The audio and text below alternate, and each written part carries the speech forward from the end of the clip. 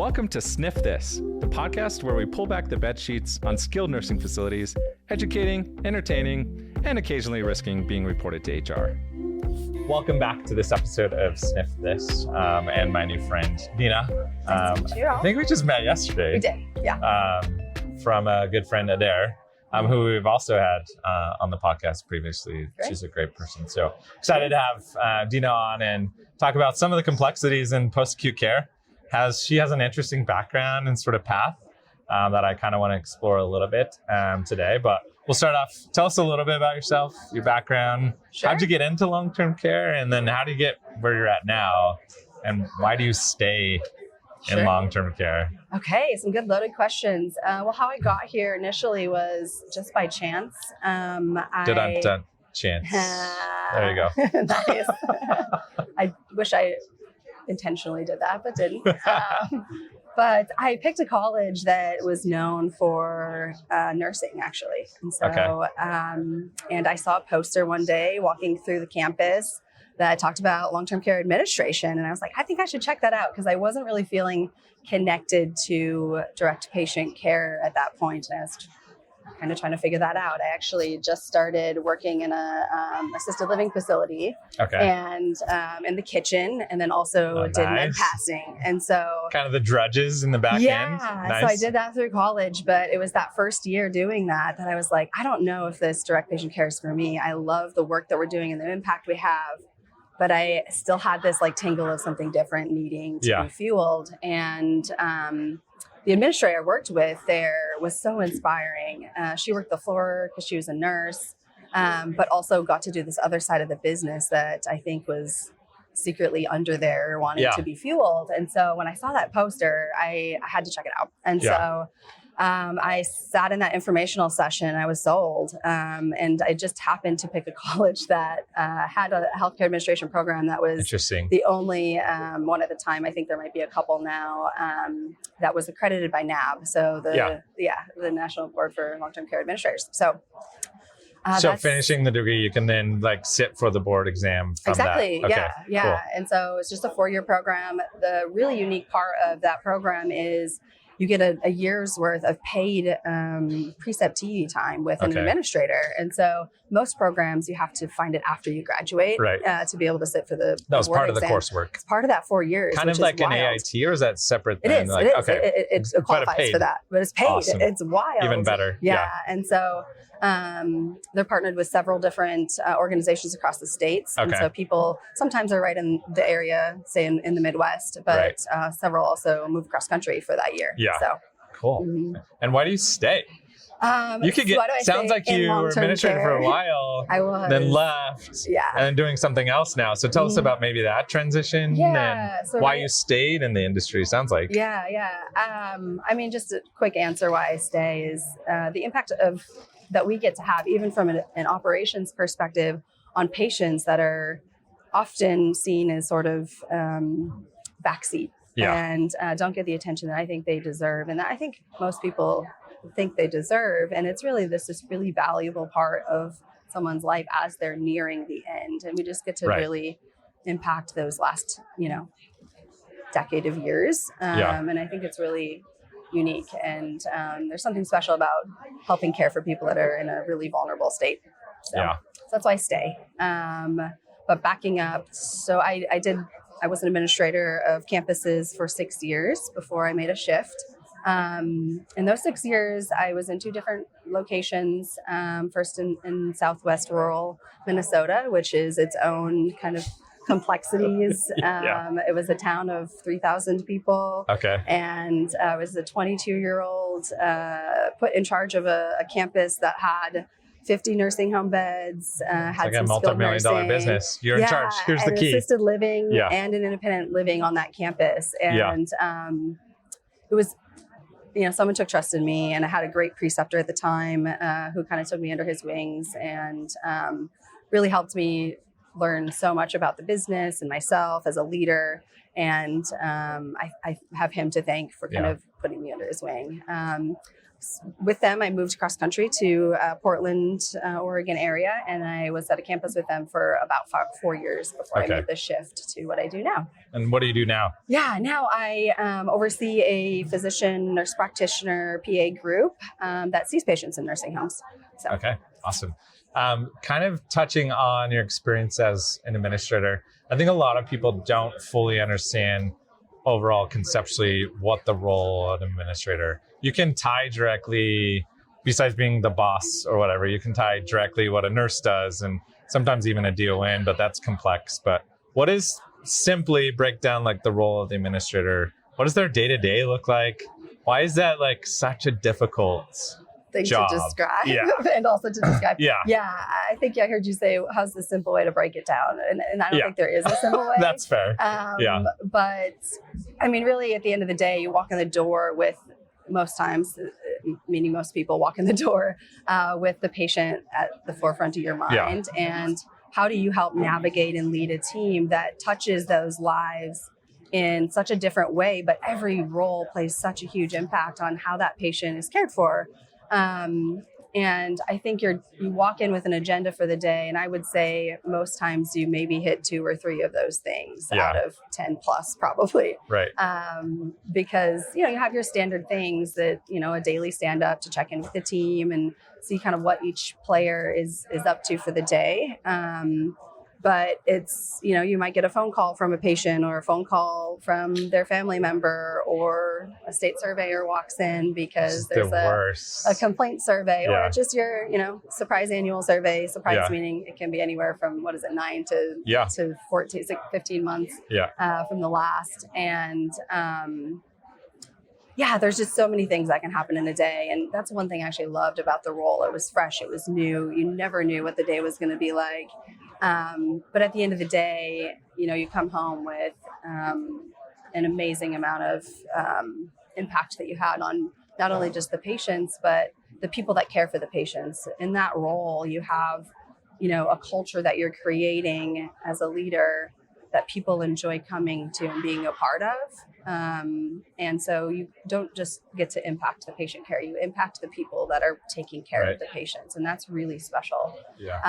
But the day-to-day really is, you're constantly monitoring, really, first and foremost, the patient impact. So do we have enough staffing in the building? Are we prepared for future staffing? Right. And so it seems like staffing was kind of always at the top of mind, not only because it's the most important thing for the patient, but there's also massive shortages across the long-term care industry.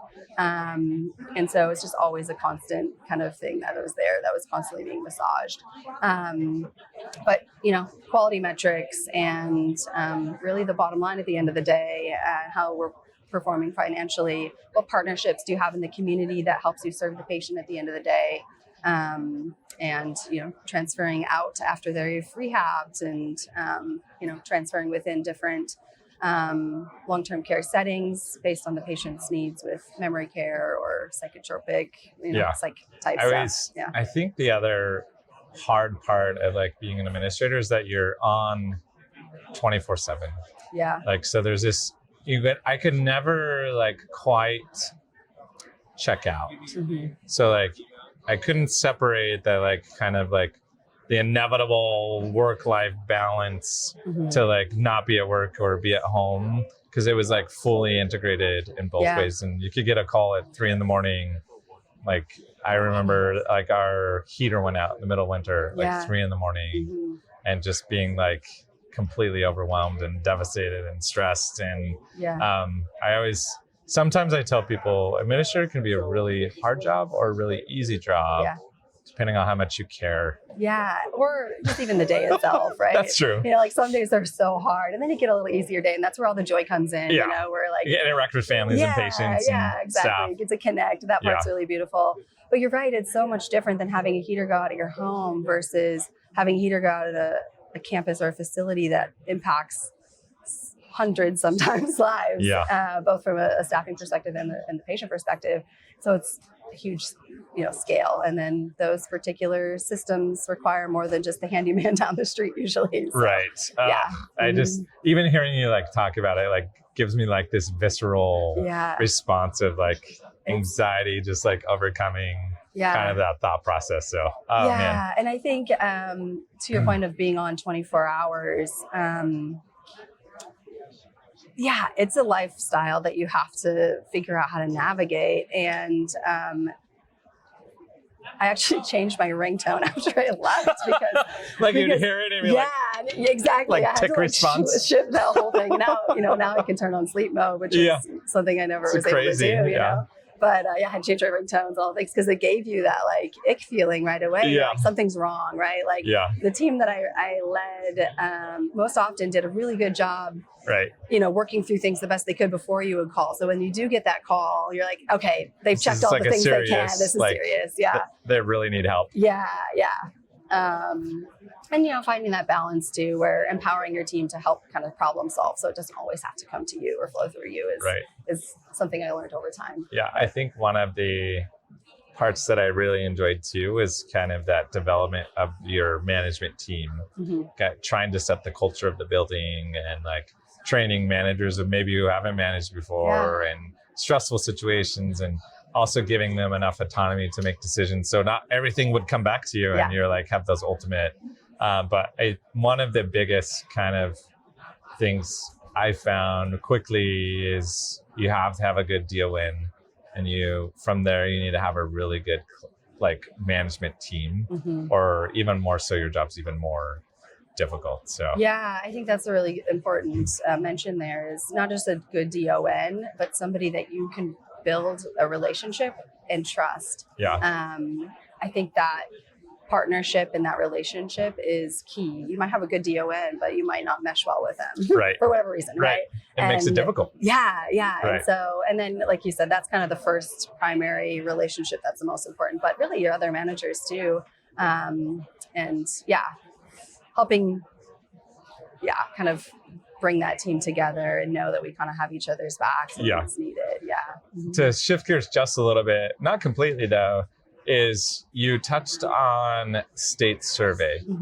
And not that anyone ever wants to talk about that, because like I never want to talk about it, but help like some of maybe people who are unfamiliar with post-acute or long-term care, the concept of like survey, what is it and why is it such like an important thing, and why is it so stressful, and kind of break down what survey is. That's a big question and appreciate it.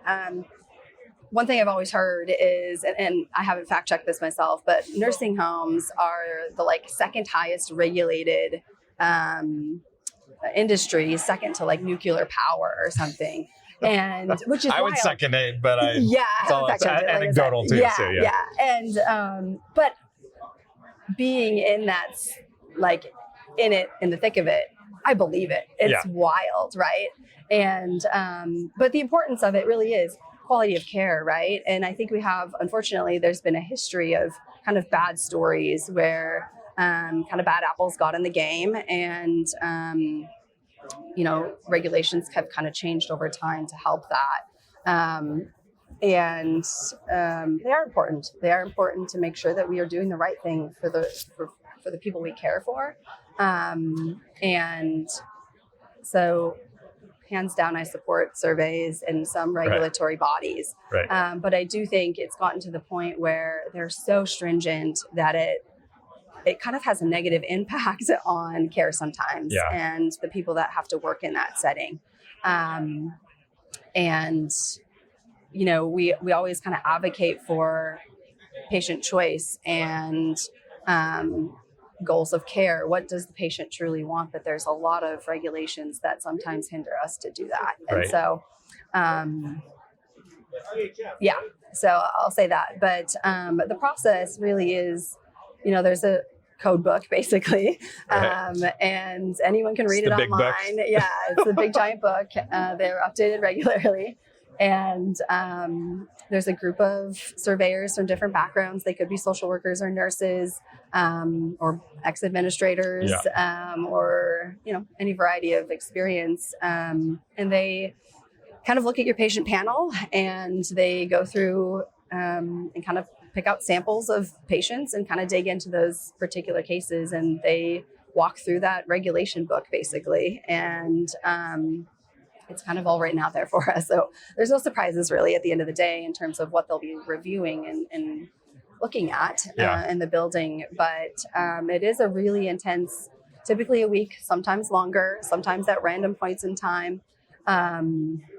But I will say, just in terms of the complexity and how long-term care is so different in the way of surveys compared to others, or kind of regulatory body, COVID was a really prime example of how long-term care specific buildings were treated so differently than even hospitals and inpatient hospital settings, where we had really good partnerships with our hospitals from a nursing home perspective at that point in time. And, we would have a news alert basically from the regulators, or that says, here's this new regulation. Everyone has to be in masks, 24 hours. You can't allow family members in. You can't, and hospital systems had those same things. But it was really interesting to compare when we'd have phone conversations about patients, and then we'd also like, hey, what are y'all doing over there at the hospital for XYZ, or, cleaning processes and, different COVID units essentially. And they had a lot more resources and manpower. And manpower, but they also had less restrictions, which was so interesting.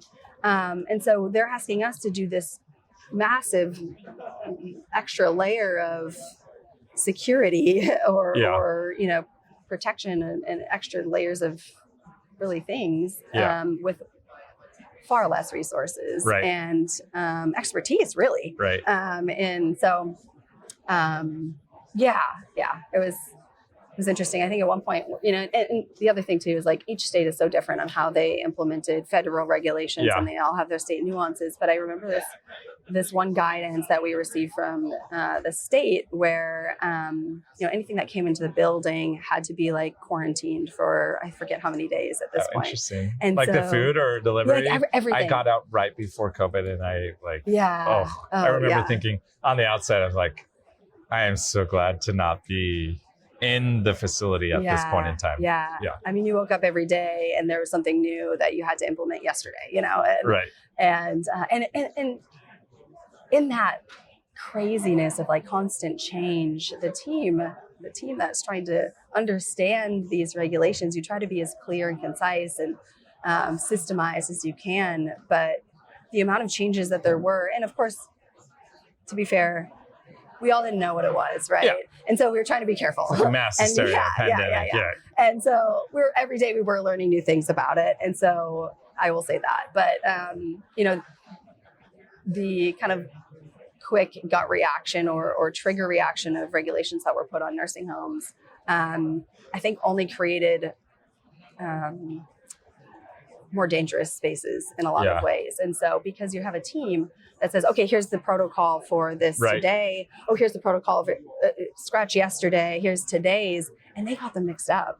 And so, when we do audits around the building, it's like, actually, that was 3 days ago. And this one's today. That sounds so horrible. In a silly way, but I'm making light of it now. But it was serious. But in real time, there's drastic implications from survey as a general, because they also could come in and you have a protocol, you're not following it, then you're like, there's punitive kind of consequences for not following it. Much less you want to do the right thing for the patient, and like this impact of COVID on these like elderly was like real. So it definitely sorry to interrupt.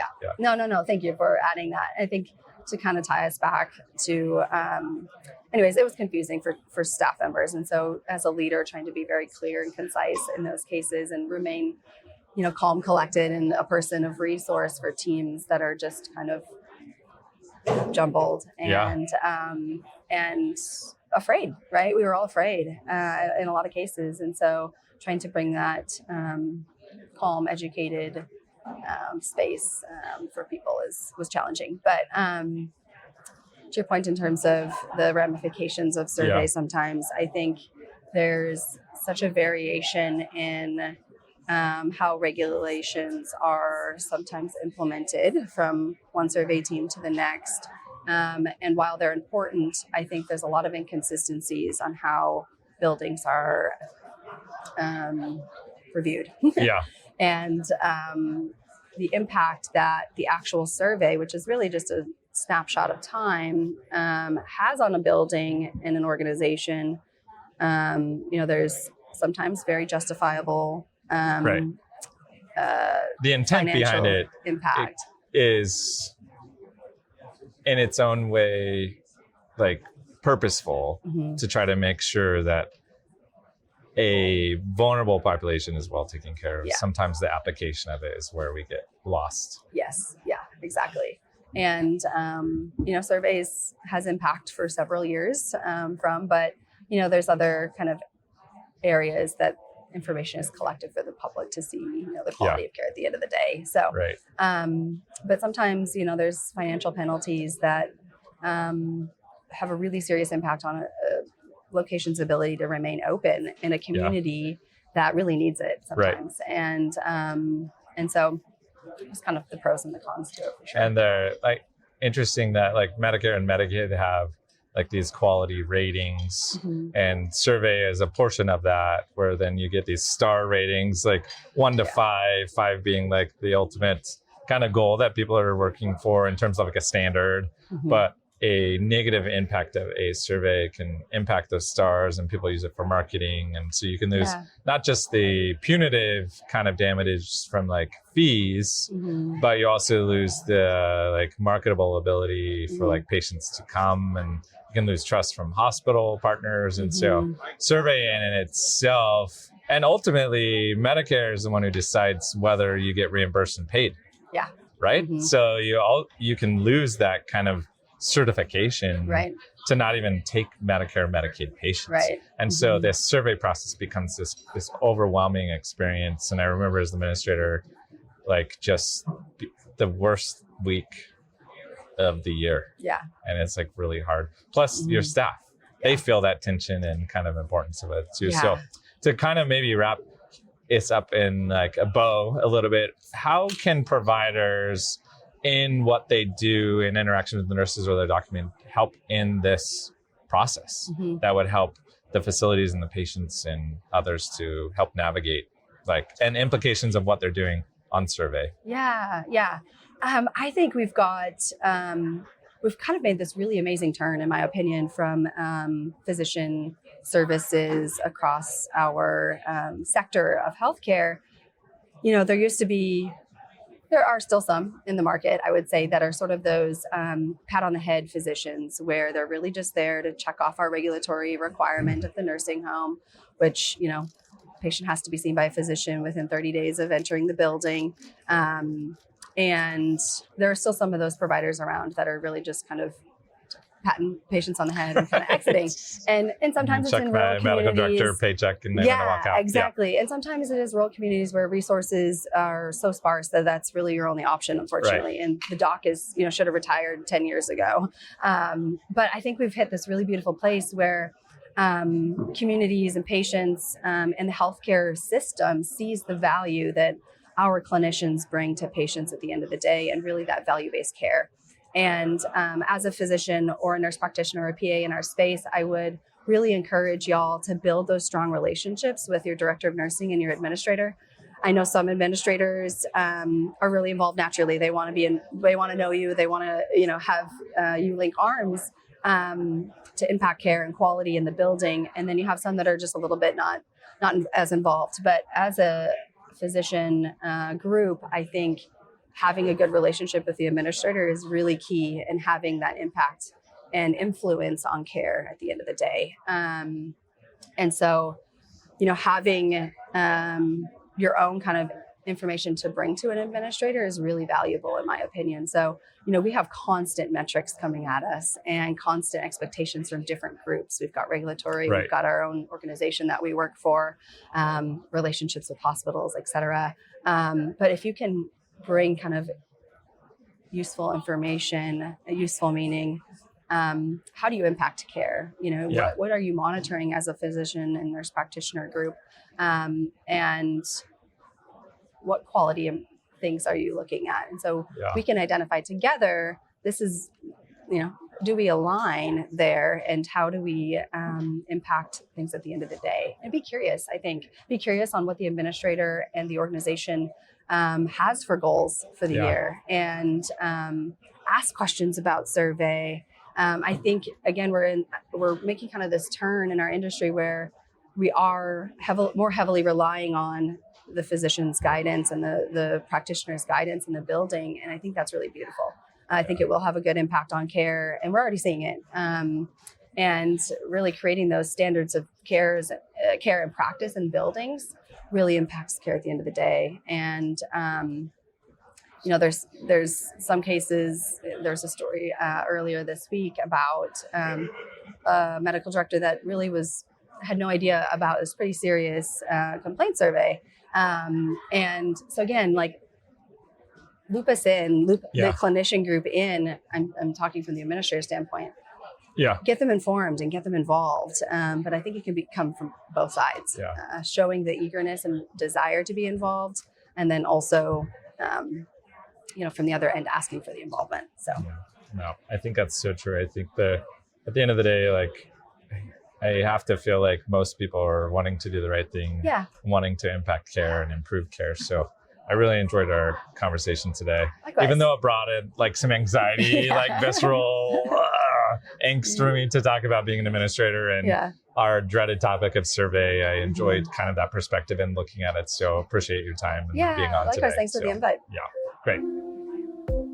Before we conclude, huge thanks to our sponsor, VitalCare Connect. Whether you're burning the midnight oil or just trying to survive another 2 a.m. call, VitalCare Connect provides on-call medical director support whenever you need it, nights, weekends, and holidays. With coverage nationwide, they're leading the way in post-acute care, elevating quality, expanding access, and supporting well-being for all. Learn more at vitalcare.org. Thank you for joining us for this episode of SNF This.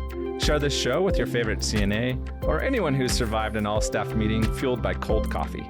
Until next time, I'm Chance. In skilled nursing, if you sniff something, say something.